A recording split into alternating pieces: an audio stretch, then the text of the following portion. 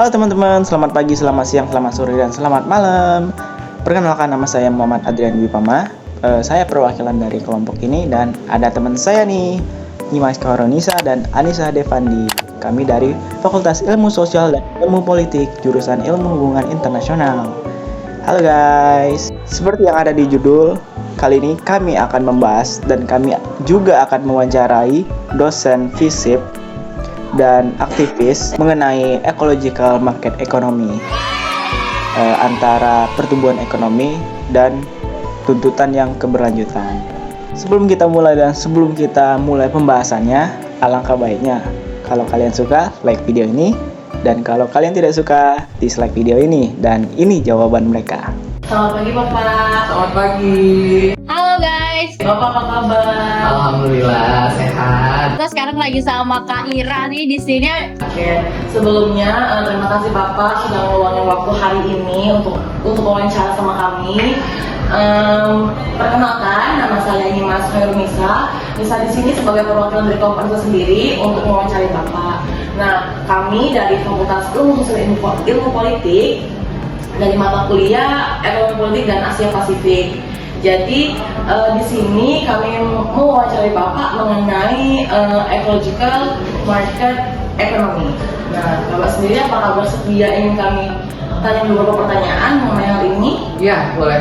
Kita Oke. bisa diskusi tentang social market ekonomi ini ya. Oke, baik Bapak. Kak Ira sebagai salah satu aktivis lingkungan yang berada di khususnya wilayah Sumatera Selatan, kita bakal tanya beberapa pandangan dan juga perspektif Kak Ira nih dalam wawancara kita kali ini. Boleh dong Kak perkenalan diri dulu Kak. Oke, halo teman-teman semuanya. Sebelumnya kenalin, aku Ira. Di sini aku sebagai salah satu PR manager di Trust Ranger Sumatera Selatan.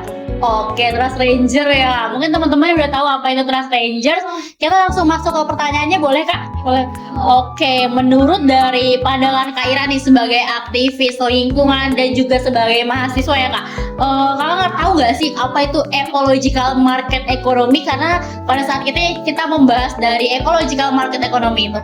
Oke, mungkin sependek pengetahuan aku ya, ecological market economy ini adalah sebuah laju ekonomi perekonomian yang juga berjalan tapi enggak merusak alam gitu. Jadi misalnya itu kayak pertumbuhan ekonominya itu enggak cuma dilihat dari sekedar uang aja, material aja, tetapi juga kita memikirkan bagaimana pertumbuhan ataupun kerusakan lingkungan yang udah kita lakukan dari perekonomian kita lakukan, yang perusahaan-perusahaan lakuin. Misalnya itu kayak perusahaan yang sudah melakukan perekonomian itu mereka harus membayar rugi. Jadi misalnya perusahaan tersebut melakukan penebangan pohon, mereka harus membayar kerugian yang mereka lakukan, entah mereka dengan menanam kembali pohon tersebut ataupun membayar uang atau material kepada pihak yang berwenang seperti itu. Kayak orang ini CSR gitu ya Kak? Iya betul. Oke.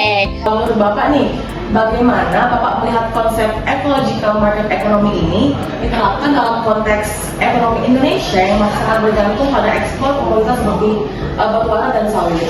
Oke, baik. Bisa kalau kita bicara tentang ecological market economy, kita akan berangkat dulu dengan pemikiran paling dasar dulu ya tentang ecological market economy ini. Yang pertama bahwa pendekatan ini adalah pendekatan yang berasal dari Eropa gitu, yang awalnya dikenal sebagai pendekatan social market economy namanya. Social market economy ini adalah sebuah konsep yang ingin memperkenalkan bahwa kapitalisme pasar gitu menyebabkan ketimpangan, dan pada akhirnya harus ada sisi sosial yang masuk untuk memberikan jalan keluar dari persoalan ini, di mana yang diharapkan adalah social welfare gitu, keadilan sosial yang bisa didapatkan bagi seluruh masyarakat di suatu negara gitu. Sehingga pada akhirnya diharapkan dengan pendekatan social market economy gitu, pasar bisa memberikan dampak baik terhadap bagaimana kesejahteraan masyarakat. Itu poin yang pertama. Poin yang kedua, kemudian dalam perkembangannya kita melihat bahwa apa yang terjadi dalam sektor pasar gitu menyebabkan banyak masalah-masalah baru yang timbul. Salah satunya adalah masalah ekologis gitu ya. Nah, dari situ kemudian orang mulai berpikir bahwa harus memasukkan esensi lingkungan atau esensi environment atau ekologi ini dalam sebuah struktur pasar yang ada gitu, sehingga pemikiran yang awalnya hanya social market economy bergeser menjadi social ecological market economy gitu. Jadi ada transisi social market economy menjadi social ecological market economy, di mana dalam pergerakan pasar gitu harus memikirkan dua hal. Yang pertama adalah keadilan sosial gitu, yang pertama, dan yang kedua adalah bagaimana kemudian sustainability atau keberlanjutan dari kontestasi lingkungan. Kalau pertanyaannya tadi bicara tentang apakah kemudian relevan kita bicara tentang ecological market economy dalam konteks sektor pasar Indonesia, dalam konteks ini bicara tentang pertambangan dan batubara gitu, sebenarnya relevan saja ketika misalnya pertambangan, misalnya gitu, konteksnya kan kita bicara pertambangan di sini ya, batubara dan sawit misalnya, agriculture gitu. Hanya saja perlu untuk memikirkan dalam setiap eksplorasi pasar yang baru, dalam konteks ini pertambangan dan juga perkebunan, harus memikirkan dua hal tadi.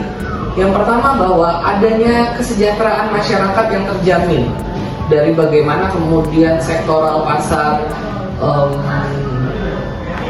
tambang dan juga pasar agrikultur ini memberikan penghidupan yang baik kepada masyarakat, misalnya keterlibatan masyarakat di dalamnya, kemudian bukan cuma menggunakan orang-orang luar gitu, tapi juga mensejahterakan masyarakat sekitar. Karena banyak sekali kasus ternyata selama ini pertambangan, terutama masyarakat yang notabene tinggal di kawasan tersebut, memberikan dampak buruk terhadap masyarakatnya menjadi miskin dan lain sebagainya gitu, karena tidak terlibat dalam proses ekonomi yang ada gitu. Nah, harapannya kemudian proses ekonomi yang dijalankan juga memberikan dampak sosial yang baik kepada masyarakat, dan yang kedua pastinya proses ekonomi yang berjalan harus memikirkan sektor lingkungan. Di titik ini kita harus berpikir bahwa bagaimana kemudian pertambangan juga memikirkan bagaimana keberlanjutan dari kawasan tambang yang dimiliki gitu. It's not talking about what's going to be happen today gitu, tapi kemudian juga harus berpikir bagaimana kemudian apa yang terjadi di 10, 50, bahkan 100 tahun yang akan datang, sehingga perlu untuk dimikirkan bagaimana kemudian sektor tambang dan agriculture, sawit dan juga batu bara ini bukan cuma selesai pada hari ini saja, bukan cuma memberikan dampak baik terhadap pertumbuhan ekonomi saja gitu, Ada sampai ke depannya gitu ya Pak? Betul sekali, bahwa perlu untuk mengedepankan bagaimana sektoral ekologis gitu juga dipertimbangkan dalam konteks ini. Sehingga ya kalau misalnya ditanya apakah ekonomi ecological market economy menjadi possible gitu, jawabannya it's very possible, sangat mungkin sekali. Dan catatannya selagi dia mampu untuk memberikan kesejahteraan sosial kepada masyarakat dan mampu untuk memikirkan bagaimana sustainability atau keberlanjutan dalam lingkungan itu sendiri. Gitu kira-kira. Berarti it should be balance antara yang masyarakat tadi sama ecological tadi ya Pak ya? Betul sekali, lingkungan difikirkan, masyarakat juga harus dipikirkan. Oke Pak. Nah, menurut Bapak, apakah kebijakan pemerintah seperti pajak karbon, transisi energi, dan perdagangan ekonomi hijau sudah realistis untuk kondisi Indonesia saat ini? Oke, kalau ditanya realistis atau tidak, jawabannya sebenarnya realistis saja. Misalnya pajak karbon, kemudian transisi energi tadi, karena pemerintah hari ini juga sangat menggalakkan yang namanya renewable energy gitu ya, energi terbarukan, karena kita nggak bisa selamanya bertumpu pada energi konvensional yang selama ini ada gitu ya. Sehingga kalau memang misalnya ini menjadi core utama dalam perbaikan lingkungan yang ada, ini menjadi sangat relevan. Terutama hari ini misalnya orang bicara terkait bagaimana perubahan pola yang dulu menggunakan bahan bakar fosil gitu ya, hari ini kemudian changing to be alat transportasi yang listrik gitu ya. Tapi pertanyaannya kemudian hadir lagi nih, sebenarnya listrik ini dari mana? Oh iya. Batu bara kan? Sama aja akhirnya. Sehingga lagi-lagi itu kan pertanyaannya itu. Sehingga perlu untuk dimikirkan kira-kira solusinya bukan mengubahnya menjadi sesuatu yang berbeda tapi basicnya sama, tapi memang membuat transisi yang betul-betul renewable. Misalnya bagaimana kemudian tenaga surya, angin dan lain sebagainya. Jadi that's very possible selagi knowledge, pengetahuan, riset didukung gitu ya. Jadi pada akhirnya ya yang harus dikedepankan adalah bagaimana development of technology and development of education gitu ya, knowledge gitu menjadi core utama yang harus dipersiapkan dulu, bahwa we are ready untuk kemudian hasil-hasil riset yang memberikan dampak baik terhadap renewable. Dan yang kedua adalah pemerintah juga harus mampu untuk membuka diri, menerima, kemudian belajar bersama-sama gitu. Sehingga kalau misalnya dalam pendekatan ada pentaholik itu saya pernah membaca gitu, harus ada keterlibatan pemerintah, masyarakat, sektor swasta, semuanya harus terlibat dalam sebuah pengambilan kebijakan, sehingga kebijakan yang diambil tidak hanya fokus pada bagaimana beneficiary yang dihasilkan, tapi juga bagaimana continuity, sustainability, dan juga program-program lainnya juga harus dipikirkan. Sehingga berpikirnya itu nggak cuma what's gonna be happen today gitu ya, tapi what's gonna be happen in the future. Bagaimana kemudian orang tidak bergantung lagi dengan minyak bumi, orang tidak bergantung lagi pada batu bara. Seperti yang saya bilang tadi, listrik. Oke, kita bicara listrik hari ini, iya memang betul listrik. Tapi pertanyaannya dari mana listrik yang kita pasang selama ini? Kan itu yang kemudian menjadi the next questions yang kemudian hadir gitu. Itu kira-kira ini. Jadi menurut Bapak, is it possible kalau kita kayak beneran kan batu bara gitu? Jadi kalau misalnya mengangkat, saya rasa nggak mudah ya. Tapi kalau misalnya we try to transition one by satu persatu, sedikit demi sedikit dan sebenarnya possible. Karena perubahan yang drastis juga dampaknya juga drastis gitu ya. Sehingga perlu untuk kemudian memikirkan juga strategi-strategi masyarakat kita, misalnya diajak untuk pakai sesuatu yang tidak renewable gitu misalnya, terus diubah jadi renewable. Pasti ada transisi yang kemudian harus dipikirkan ulang gitu. Nah, PR-PR inilah yang kemudian gitu kira-kira.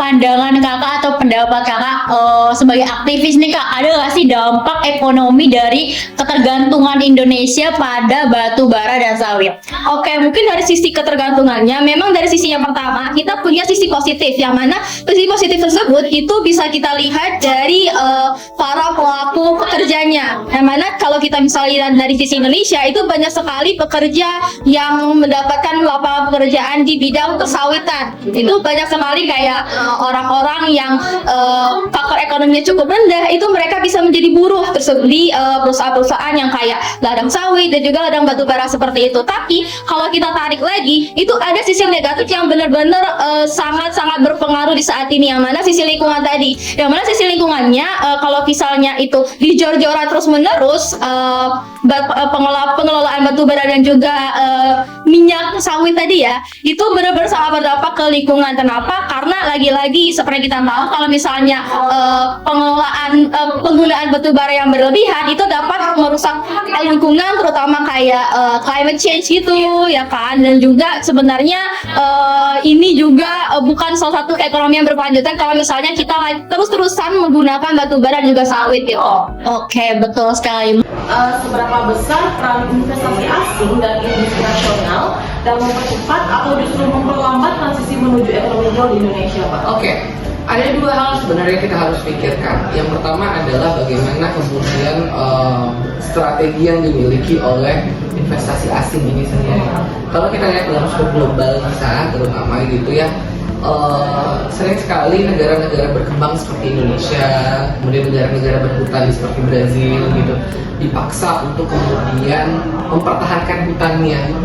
Kalau saya selalu bilang di mata kuliah lingkungan adalah kita bertanggung jawab pada apa yang sebenarnya tidak kita lakukan, sehingga menyebabkan negara-negara kecil, negara-negara berhutan gitu ya, harus tetap berhutan dan kemudian tidak mampu untuk berindustrialisasi. Karena apa? Karena mereka harus bertanggung jawab pada trade carbon dan lain sebagainya tadi. Nah, ini menjadi PR besar sebenarnya. Tapi kalau misalnya pertanyaannya apakah FDI gitu, foreign direct investment, akan mempercepat ini? Iya, kalau misalnya dia mampu untuk kemudian memaksimalkan sharing teknologi dengan teknologi yang ramah lingkungan. Makanya kemudian hari ini kan yang juga dikembangkan dalam sektor lingkungan adalah green technology gitu ya, bahwa kemudian industri-industri yang harus dilakukan harus kemudian linkage dengan apa yang disebut sebagai green technology. Again, saya bilang bahwa green technology ini juga harus dipaksakan oleh pemerintah, bahwa kalau FDI mau masuk, kalau kalian mau investment melakukan banyak hal di Indonesia, you need to think about how the sustainability of environment. Melalui apa? Melalui alat-alat yang digunakan, melalui apa? Melalui pemikiran terkait bagaimana limbah yang dihasilkan itu, bagaimana kemudian tidak berdampak buruk terhadap lingkungan. Nah, hal ini yang kemudian harus dipikirkan secara detail terkait bagaimana kemudian pengetatan kebijakan bagi pemerintah untuk memberikan ruang FDI boleh masuk, tapi dengan syarat dan prasyarat terkait bagaimana konservasi lingkungan yang ada. Itu mungkin jawaban dari saya. Harus dipikirkan dan based on pemerintah gitu ya Pak, based on government gitu ya. Betul, karena regulasi kenapa FDI masuk kan siapa? Oh iya, Pemerintah. next ya Pak. Boleh. Oke, dari sisi ekonomi politik nih Pak, apa tantangan terbesar yang dihadapi pemerintah untuk menyeimbangkan antara kebutuhan pertumbuhan ekonomi dan tekanan global untuk menurunkan emisi karbon tadi? Persoalannya tadi di bagaimana kemudian green teknologi menjadi PR besar sebenarnya.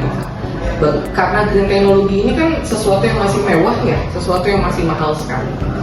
Kalau kita bicara tentang tantangan ya pastinya itu bagaimana kemudian membuat transisi industri dengan menggunakan alat-alat yang lebih green friendly gitu, industrial green friendly gitu ya, dimana kemudian industri-industri yang bergerak itu harus dititik beratkan pada industri-industri yang sudah menggunakan teknologi hijau, menggunakan memikirkan bagaimana kontestasi limbah yang dihasilkan, asap yang dihasilkan dan lain sebagainya. Lalu kalau misalnya apa yang menjadi tantangan ya itu tadi bagaimana kemudian transisi dari mulai teknologi yang kita sebut sebagai conventional teknologi yang menghasilkan banyak sekali karbon dan lain sebagainya gitu ke green teknologi yang kemudian bisa mampu untuk menghasilkan sesuatu yang ramah lingkungan gitu. Dan PR terbesarnya ya tadi again bahwa kemudian kita harus mau belajar, kita harus mau membuka diri, bukan cuma pemerintah, industri juga harus dipaksakan untuk kemudian mampu untuk beradaptasi. Nah mungkin kalau tantangan terbesarnya ada adaptasi tadi ya, bagaimana kemudian mau dan siap untuk melakukan adaptasi baru gitu, new adaptations process. Karena kalau kita lihat kan adaptasi ini sulit ya, terutama waktu zaman COVID kita lihat ya misalnya bahwa kemudian ada pembelajaran daring kalau di kampus ya, dari luring, kemudian ada COVID jadi daring gitu, semua kita dituntut belajar Zoom, semua kita dituntut untuk online assessment, e-learning dan lain sebagainya, semua belajar lagi gitu. Pertanyaan besarnya adalah apakah kita masih mau untuk belajar lagi? Apakah industri masih mau untuk belajar lagi? To adapt and transition process, karena ini yang menjadi PR besar. Itu kira-kira dari saya. Gitu. That's like what you said, that we don't think about today, but we should think about the future too, right? Yes, of course. We think about what's going to happen in the future. Oke Bang. Mungkin next kita bakal nanya nih Kak, menurut Kakak bagaimana kebijakan pemerintah seperti misalnya transisi emisi terus pajak karbon itu bisa mendorong atau justru menghambat dari si penerapan ekonomi hijau ini sendiri? Kalau misalnya kebijakan pemerintah tersebut, sebenarnya kebijakan tersebut bisa mendorong, tapi itu bisa kalau misalnya pemerintah itu tegas dalam melakukan kebijakan tersebut. Misalnya subsidi energi fosil tadi kan juga pemerintah juga harus sebenarnya memberikan insentif yang cukup gitu, yang sebatasnya terhadap energi bersih gitu. Dan juga pemerintah sebaiknya juga membuka ruang diskusi kayak kita buat anak-anak muda untuk berpendapat mengenai usaha hijau gitu. Jadi dari sisi lingkungan juga jalan, dan dari sisi perekonomian itu juga jalan dari pendapat dari anak-anak muda gitu. Oke, baik. Lalu dampak dari ini kan pasti banyak banget tantangannya ya Kak. Apa sih tantangan terbesar nih menurut Kakak sebagai salah satu aktivis, mungkin tantangan terbesar Indonesia dalam menerapkan ecological market economy ini Kak? Oke, mungkin sependek pengetahuan aku juga ya, ecological market economy itu adalah perekonomian juga sejalan dengan peruangan gitu kan, dengan material. Jadi tantangan utamanya itu ada di biaya yang pastinya, yang mana, dan biaya dan juga mentalitas yang mana banyak banget orang, terutama orang Indonesia mungkin ya, yang masih mikir kalau misalnya ramah lingkungan itu mahal gitu. Dimana kita sendiri aja buat beli botol minum aja masih kayak mahal banget nih harganya, 40.000, 90.000, dan itu masih kita anggap mahal gitu kan. Dimana ini padahal kalau misalnya dihitung buat jangka panjangnya ini nih sangat berdampak banget, yang mana hemat juga dan juga aman kan buat membeli satu botol yang harganya memang mahal di awal gitu kan. Yang mana selain itu juga industri besar di Indonesia ini juga masih kuat banget pengaruhnya. Jadi perubahan buat kebijakan yang terutama ecological market tadi itu masih sangat terhambat di Indonesia ini. Iya sih, betul banget. banget apa yang Kak Ira bilang. Terus nih Kak tadi nyebutin kayak bahkan kita beli botol minum aja kadang agak sulit gitu. Terus Kak, apa sih Kak peran kita nih terutama masyarakat muda atau generasi muda dalam bisa berperan dalam penerapan ekonomi hijau di Indonesia ini? Oke, mungkin untuk pendapat energi hijaunya dari kita anak muda sendiri, yang pertama banget kita harus mengolah sampah. Gitu, jadi misalnya kayak sampah plastik itu harusnya dibuang di mana, sampah yang bisa diurai itu dibuang di mana, dan juga sebaiknya kita anak muda juga seperti yang aku bilang tadi, kita harus lebih menekankan hidup yang ramah lingkungan. Entah kayak tadi aku bilang kalau misalnya kita harus membawa botol minum, kita harus menaiki transportasi umum, itu salah satu juga cara kita untuk menjaga lingkungan gitu juga. Dan juga seperti yang udah aku bilang tadi Kak, kalau aku sendiri itu ada di Trash Ranger Indonesia, dan kita di Trash Ranger Indonesia itu juga melakukan campaign. Jadi kita setiap bulannya kita mengadakan campaign terhadap masyarakat, baik itu masyarakat anak muda dan juga orang dewasa seperti ibu-ibu dan anak-anak di perdesaan khususnya, untuk terkait pengolahan sampah dan juga seberapa penting lingkungan yang berkelanjutan gitu. Jadi peran anak muda di sini penting banget menurut Kak.